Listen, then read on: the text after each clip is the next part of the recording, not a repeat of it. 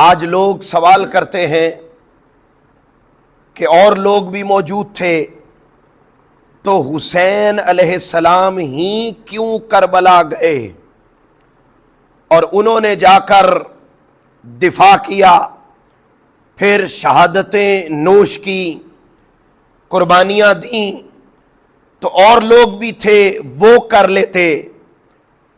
تو بڑا سادہ سا جواب ہے کہ اگر کسی کا ذاتی مال لٹ رہا ہو، کیا اگر کسی کا ذاتی مال لٹ رہا ہو تو اس کو بچانے کے لیے کوئی دوسرے تیسرے چوتھے محلے کا بندہ نہیں جاتا، وہ خود ہی جاتا ہے۔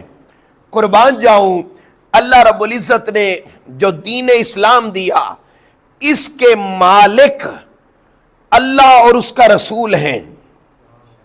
یہ جو دین اسلام ہے اس کے مالک اللہ اور اس کا رسول ہیں۔ صحابہ کرام اس دین اسلام کے محافظ ہیں، اور حضور کی پاک آل اور ان میں پھر سید الشہداء سیدنا امام حسین علیہ السلام اپنے بھائی کی بھی، اپنے بابا کی بھی، اپنے نانا کی بھی، یہ جو سارا دین اسلام کی صورت میں انہیں وراثت ملی تھی اس کے پکے وارث بھی ہیں۔ اب ہوا یہ تھا کہ 10 محرم کو اور محرم الحرام کے مہینے میں یزید اس اسلام کی پوری وراثت کو اپنی مرضی سے ڈاکہ ڈالنا چاہتا تھا۔ جب اس پہ ڈاکہ ڈالنے لگا، حسین سامنے آ گیا کہ یہ اسلام تیری وراثت نہیں ہے، میں حسین کی وراثت ہے۔ جب حسین کی وراثت تھی تو پھر اس کو سنبھالنے کے لیے کربلا میں حسین نہیں آنا تھا، کسی اور نے نہیں آنا تھا، لہذا وہ آئے، جانوں کے نذرانے پیش کر دیے، مگر وراثت کو آنچ نہیں آنے دی۔ اور آج الحمدللہ یہ جو مسجدیں آباد ہیں، یہ جو اذانیں ہو رہی ہیں، یہ جو تسبیح و تحلیل ہو رہی ہے، یہ جو ذکر اذکار ہو رہے ہیں، یہ جو خطابات ہو رہے ہیں، یہ جو سنایا جا رہا ہے، یہ دین اسلام جو اس وقت 7 بر اعظموں میں پھیلا ہوا ہے، یہ صدقہ ہے حسین اور ان کے رفقا کی قربانیوں کا۔ حاضرین محترم، میں نے جو آیت قرآنی آپ کے سامنے تلاوت کی، اللہ رب العزت نے ارشاد فرمایا قُلْ لَا أَسْأَلُكُمْ عَلَيْهِ أَجْرًا إِلَّا الْمَوَدَّةَ فِي الْقُرْبَى۔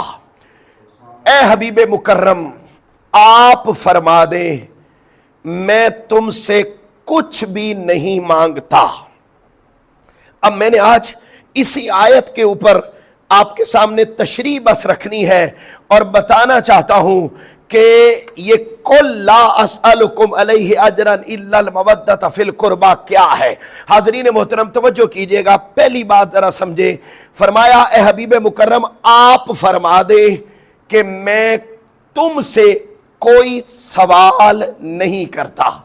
ہوا یہ تھا کہ صحابہ کرام نے دیکھا کہ آقا علیہ السلام کی بارگاہ میں باہر کے ملکوں سے بڑے بڑے وفد آتے ہیں، تو کیوں نہ ہم کچھ فنڈ ریزنگ کریں، کچھ پیسے جمع کریں، کچھ کھانے پینے کا سامان جمع کریں، اور جمع کر کے ہم آقا علیہ السلام کی بارگاہ میں پیش کرتے ہیں، تاکہ جو لوگ باہر سے مدینہ میں ملنے آتے ہیں ان لوگوں کا اچھے انداز میں مہمان نوازی کی جا سکے۔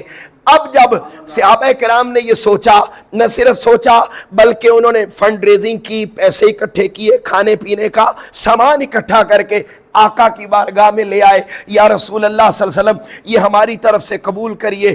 آقا علیہ السلام خاموش ہوئے، ادھر سے قرآن کی آیت اتری، فرمایا اے میرے محبوب آپ نے اپنی طرف سے نہیں کہنا، کل میں کہہ رہا ہوں کہ آپ انہیں فرما دیں میں تم سے کسی چیز کا مطالبہ، میں تم سے کوئی چیز طلب نہیں کرتا۔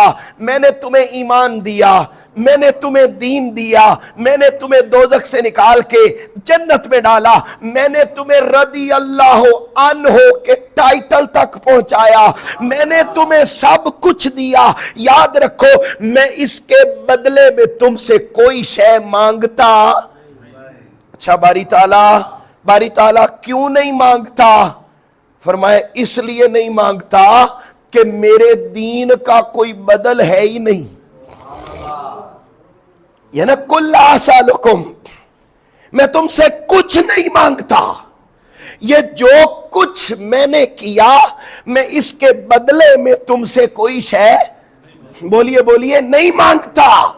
باری تعالیٰ کیوں نہیں مانگتا؟ اس لیے نہیں مانگتا کہ میرا دین ایسا ہے کہ اس کا بدل کچھ اور ہو ہی نہیں سکتا.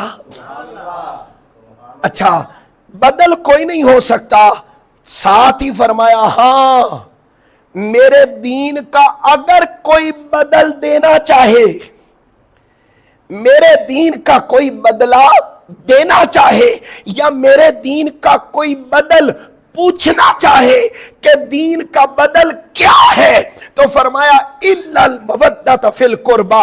اے حبیب مکرم اپنے صحابہ کو, اپنے امتیوں کو بتا دے کہ میں تم سے کوئی چیز طلب نہیں کرتا, اس لیے کہ دین کا کوئی بدل نہیں. ہاں اگر دین کا بدل دینا ہو تو میں محمد کی آل سے مودت کرتے رہنا, میں محمد صلی اللہ علیہ وسلم کی آل سے بولیے کیا کرنا؟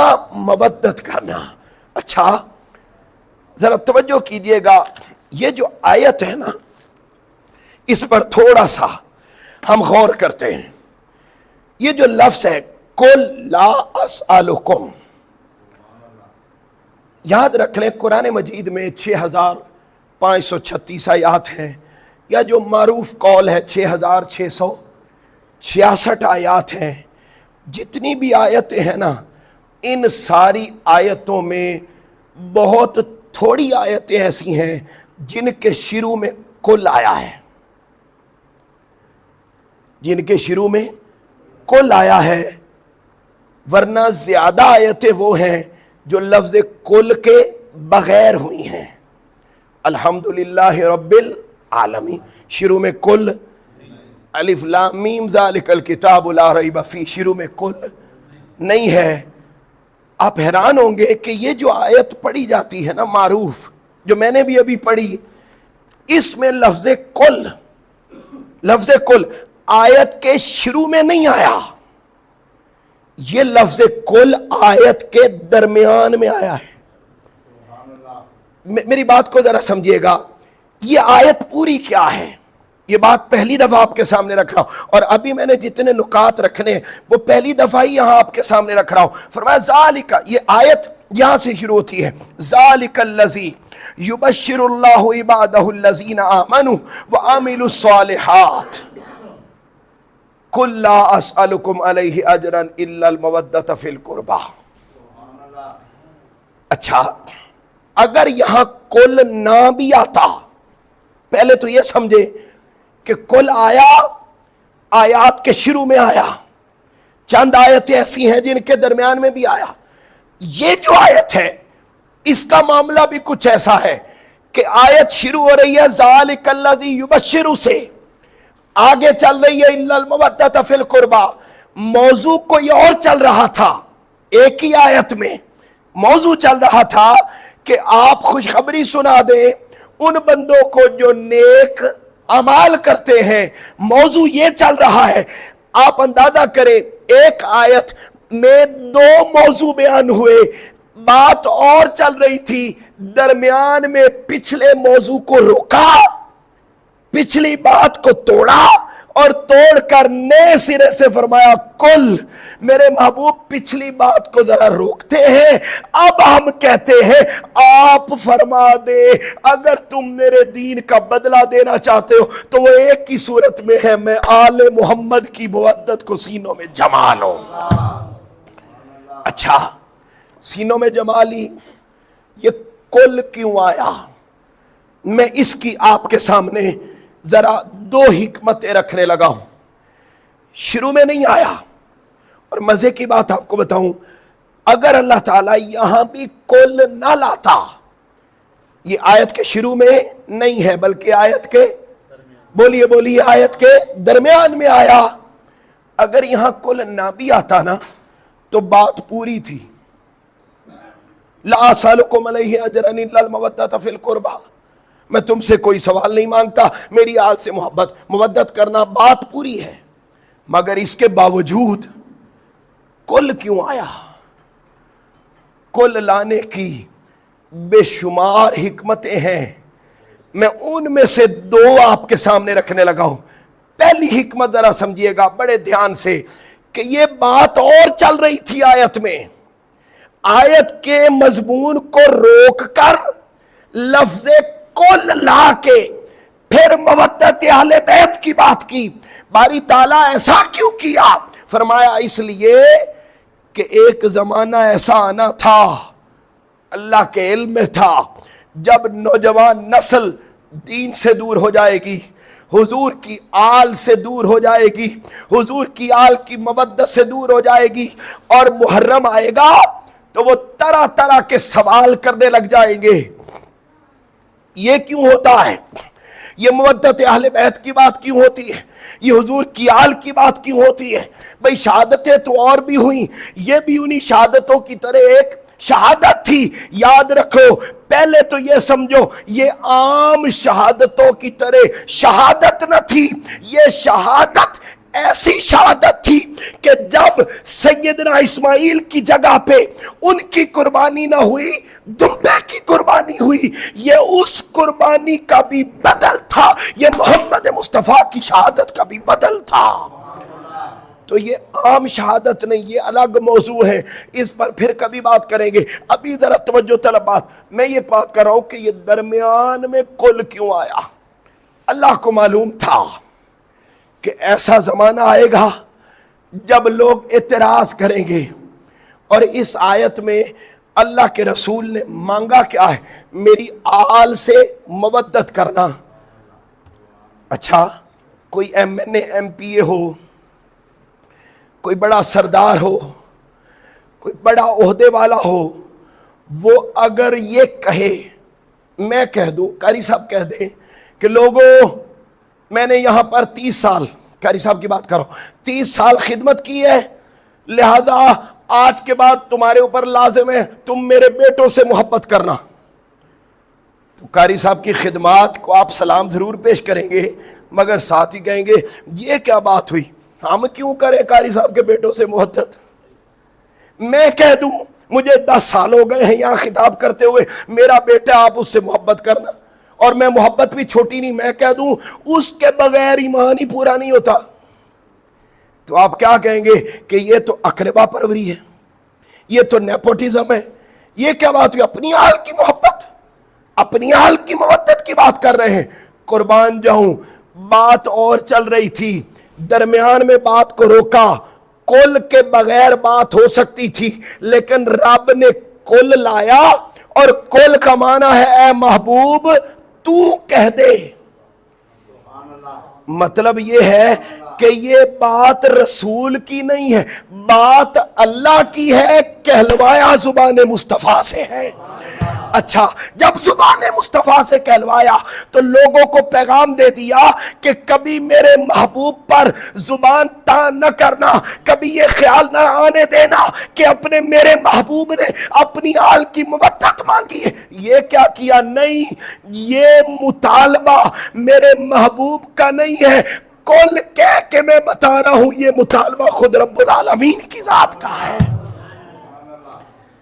یہ جو کل آیا، میں نے بتایا سفر کیا، کل میں نکلا ظہر کے بعد اور ساری رات پھر آرام نہیں، جنگ کا سفر تھا، میں ابھی سیدھا پہنچا، گلا تھوڑا ڈسٹرب ہے لیکن میں بات آپ تک پہنچانا چاہتا ہوں کہ یہ جو کل آیا اس کی پہلی وجہ یہ ہے، میں یہ کہہ رہا ہوں کل کے بغیر بات پوری تھی، لیکن اس کے باوجود کل لایا.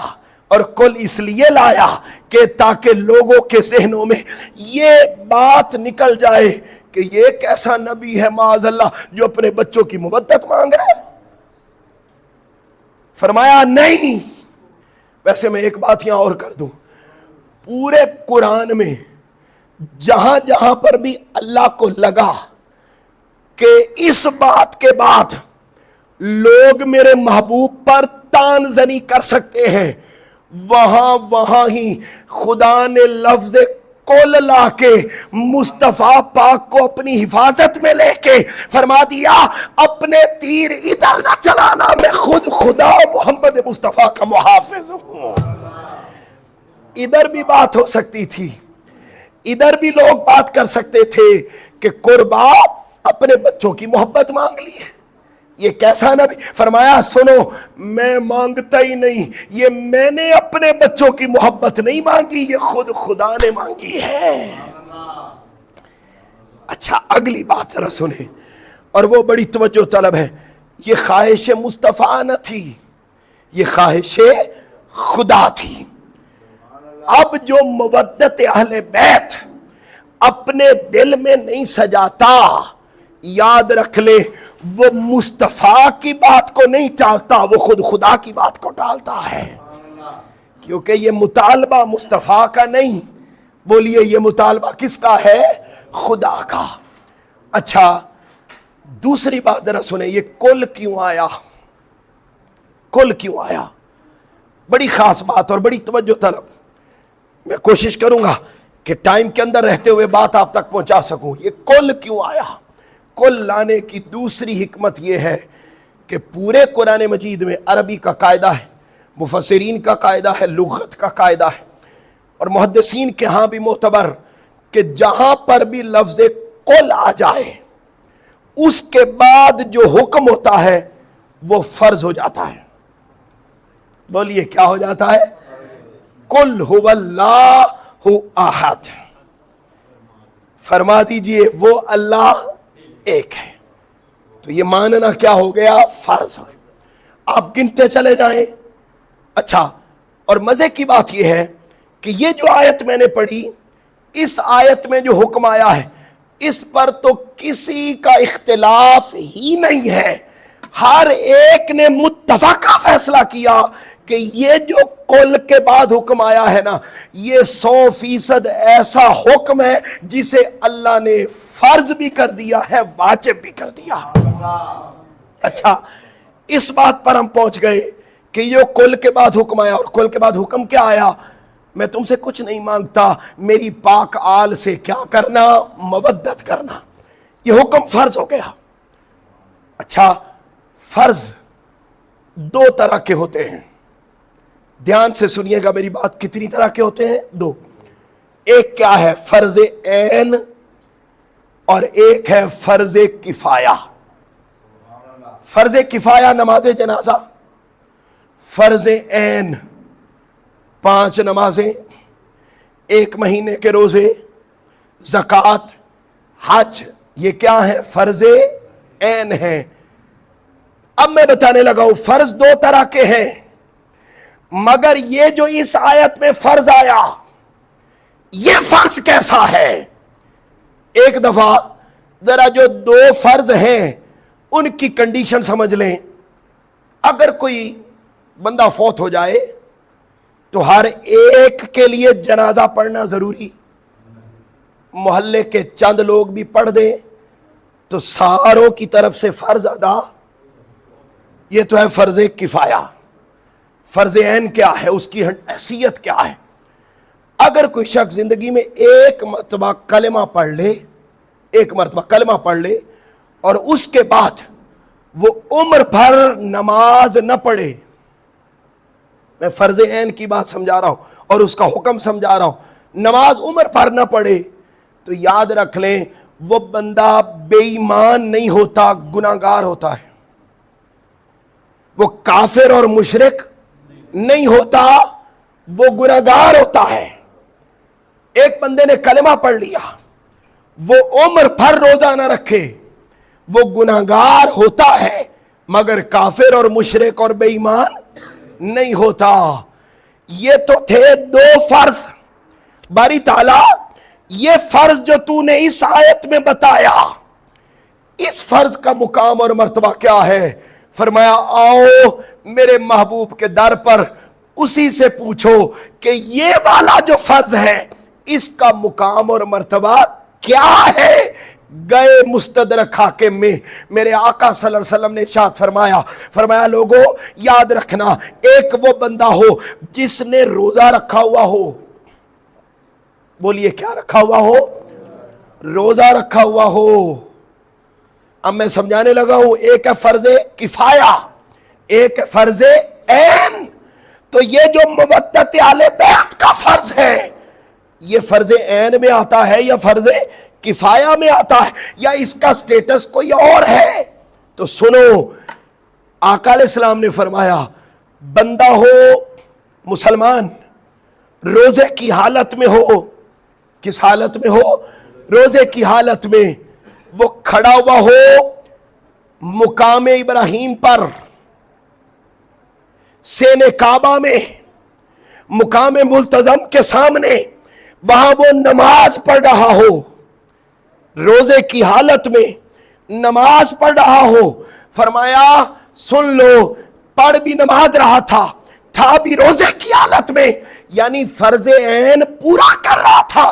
فرمایا فرض عین پورا کر رہا تھا، روزے میں بھی تھا، نماز میں بھی تھا، لیکن دل میں میری پاک آل کی مودت نہیں تھی۔ فرمایا اگر وہ اسی مقام پر مر گیا تو فرمایا سنو، ادھر روح پرواز کرے گی، ادھر اللہ نماز روزے نہیں دیکھے گا، میری آل کی مودت کو دیکھے گا۔ مودت میں کمی ہوگی، اللہ اٹھا کے دوزخ میں ڈال دے گا۔ یہ میری بات نہیں ہے، یہ اس ذات کی بات ہے جس ذات کے ذریعے ہمیں خدا ملا، جس ذات کے ذریعے ہمیں قرآن ملا، جس ذات کے ذریعے ہمیں سب کچھ ملا۔ یہ اس محبوب صلی اللہ علیہ وآلہ وسلم کا فرمان ہے۔ باری تعالیٰ فرض عین تھا، فرض کفایہ بھی تھا۔ باری تعالیٰ یہ کون سا فرض ہے؟ فرمایا آؤ ایک اور انداز میں بتاتے ہیں کہ اس فرض کا درجہ کیا ہے۔ ایسے نہیں ہے کہ بس ٹھیک ہے حضور کی آل ہے جی ہم احترام کرتے ہیں، نہیں، فرض کفایہ سے بھی بڑا، فرض عین سے بھی بڑا اگر کوئی فرض ہے تو وہ حضور کی پاک آل کی مودت ہے۔ اور میں اس کو جذباتی انداز میں نہیں بتا رہا، میں دلائل دے رہا ہوں، اور اگلی ذرا سنیں۔ میں نے بتایا فرض کفایہ، فرض عین، ان کا عالم یہ ہے کہ یہ نہ ہو تو بندہ کافر اور بے ایمان نہیں ہوتا۔ مودت اہل بیت وہ ہے کہ بندے کے دل میں نہ ہو تو بندہ سیدھا بے ایمان ہو جاتا ہے، سیدھا بے ایمان۔ اور کیسے؟ سنیں ذرا اگلی حدیث پاک، اور یہ حدیث پاک بڑی ایمان افروز ہے۔ آقا علیہ الصلوۃ والسلام نے ارشاد فرمایا الزموا مودتنا اہل البیت، لوگوں میری پاک آل کی مودت کو لازم پکڑو۔ یا رسول اللہ کیوں لازم پکڑیں؟ فرمایا فَإِنَّهُ مَنْ لَقِيَ اللَّهَ وَهُوَ يُوَدُّنَا دَخَلَ الْجَنَّةَ بِشَفَاعَتِنَا۔ فرمایا میرا وہ امتی جس کے دل میں میری پاک آل کی مودت ہوگی، ہم خود اس کی شفاعت کر کے اسے جنت میں ساتھ لے کر جائیں گے۔ اچھا میرا ایک سوال ہے، شفاعت کس کی جاتی ہے؟ جس کے عمل پورے ہوں یا کم ہوں؟ شفاعت کس کی جائے گی؟ جس کے کم ہوں۔ یعنی ادھر آپ نے دیکھا کہ اگر نمازیں کم تھیں، روزے کم تھے، تسبیح و تحلیل کم تھی، عبادتیں کم تھیں، تو فرمایا عبادتیں کم ہوں گی، ہم تمہارے دلوں کو دیکھیں گے کہ ان میں مودت اہل بیت ہے یا نہیں ہے۔ فرمایا اگر ہوگی، اعمال کم ہوں گے، میں آمنہ کا لال شفاعت کر کے ساتھ لے جاؤں گا۔ اب ذرا یہ حدیث پوری نہیں سنائی ابھی، یہ حدیث آدھی ہے، اب اسی حدیث کا اگلا حصہ سنو۔ فرمایا والذی نفسی بیدی، مجھے اس رب کی عزت کی قسم جس کے قبضہ قدرت میں محمد کی جان ہے. آقا علیہ السلام قسم اٹھا کے فرمایا لا ينفع عبدا عملہ الا بمعرفت حقنا. فرمایا اس بندے کا عمل، اس بندے کی نمازیں، اس بندے کے روزے، اس بندے کی تسبیح و تحلیل، اس بندے کے جبے کبے ٹوپیاں، سارا کچھ فرمایا قیامت کے دن کوئی فائدہ نہیں دے گا اگر میری اور میری اہل بیت کی مودت کا چراغ سینے میں روشن نہیں ہوگا. اب یہ حدیث پوری ہے، ذرا تھوڑا سا ٹھہر کے غور کریں. ادھر اعمال کم تھے تو فرمایا ہم شفاعت کر کے لے جائیں گے. ادھر اعمال زیادہ ہیں، پھر بھی فرمایا جا رہا ہے اعمال چاہے جتنے مرضی ہوں، دل مودت سے خالی ہے تو کبھی جنت میں جا نہیں سکتا. دوستو سوال پیدا ہوتا ہے، فرض عین بھی تھا، فرض کفایہ بھی تھا، روزے تسبیح و تحلیل سب کچھ تھا، دل میں مودت اہل بیت نہیں تھی. مودت اہل بیت کی بات آتی ہے تو شیعہ ہونے کا ذکر آتا، مودت اہل بیت کی بات آتی چہروں پہ یبوست آتی، مسکراہٹ نہیں آتی، محبت کے چراغ نہیں جلتے. ایسے میں آپ کو بتاؤں مقابلے میں لاتے او جی ان کے بارے میں بھی یہ فرمایا، ان کے بارے میں بھی یہ فرمایا. اور اللہ کے بندو شخصیت کو دیکھو، تعلق کو دیکھو. ادھر خون کسی اور کا نہیں ہے، ادھر خون محمد مصطفیٰ کا ہے یا بطول زہرا کا ہے. ان ہستیوں کے برابر کوئی اور نہیں ہے. اب یہاں پر توجہ کریں، یہ مقام سمجھا کے یہی تو وجہ ہے کہ امام شافعی رحمۃ اللہ علیہ آپ نے پورا کلام لکھا اور لکھ کر فرمایا یہ ایسا فرض ہے محبت اہل بیت، ایسا فرض ہے، ایسا فرض ہے کہ اگر فرض عین نماز میں ان پر درود نہ پڑھا جائے تو رب آپ کی پڑھی ہوئی نماز کو بھی قبول نہیں کرتا. ان پر درود نہ پڑھا جائے، بولیے کیا ان پر درود نہ پڑھا جائے تو رب بولیے کیا نماز بھی قبول نہیں کرتا. دوستو اب میرا جملہ سنو اور بات کو سمجھو، یہ کیسا فرض ہے مودت اہل بیت. اس فرض کا مقام یہ ہے کہ اگر یہ فرض ادا نہ ہو، توجہ ہے میں جملہ آپ کے سامنے رکھنے لگا ہوں، بڑا خاص ہے، دھیان سے سنیے گا اور اپنا رسپانس بھی کیجئے گا. یہ ایسا فرض ہے ملک صاحب، یہ ایسا فرض ہے کہ اگر باقی فرض ادا بھی کر لیے جائیں اور یہ والا قضا ہو جائے تو باقی ادا ہو کے بھی قضا ہو جاتے ہیں. اگر مودت اہل بیت، غلامی اہل بیت، عشق اہل بیت، تعلق اہل بیت، اگر یہ والا فرض قضا ہو جائے اور باقی ادا بھی ہو تو یاد رکھ لیں باقی ادا ہو کے بھی قضا ہو جاتے ہیں. اور اگر یہ ادا ہو گیا تو فرمایا بے شفاعتنا، ہم اپنی شفاعت کر کے باقی خود ادا کر لیں گے، باقی خود ادا کر لیں گے. حاضرین محترم آخری 2 منٹ رہ گئے، میں آپ کے سامنے یہ جملہ اور یہ بات بھی پہلی دفعہ عرض کر رہا ہوں. سورہ صافات یہ کیسا فرض ہے؟ سورہ صافات کو پڑھیے. اللہ رب العزت فرماتے ہیں، پہلے حدیث کی تشریح اور پھر یہ آیت کا حوالہ.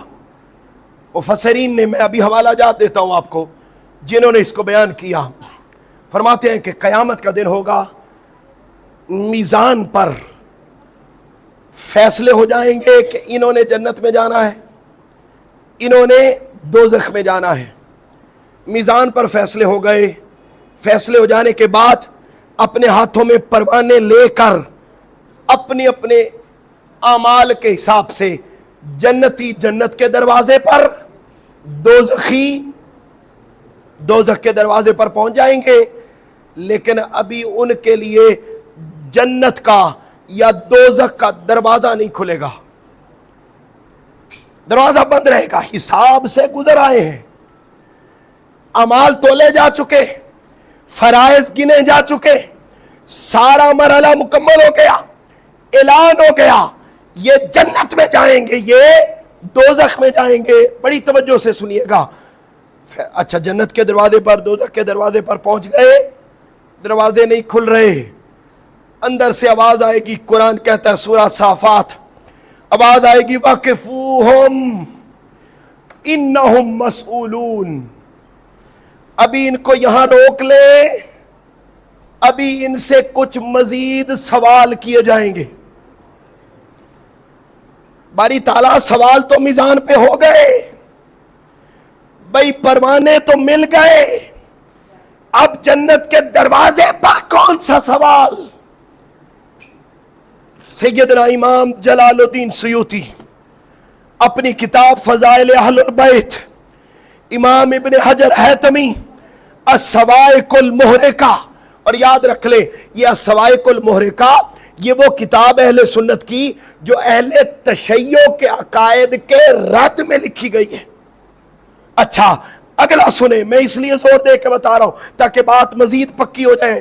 آگے سنو تیسرا والا، تفسیر روح المعانی علامہ آلوسی اسی آیت کے تناظر میں تشریح کرتے ہوئے لکھتے ہیں، یہ تین ائمہ کے حوالے میں نے دیے، صفحہ نمبر سارا کچھ موجود ہے، ٹائم نہیں، اب بات سنو.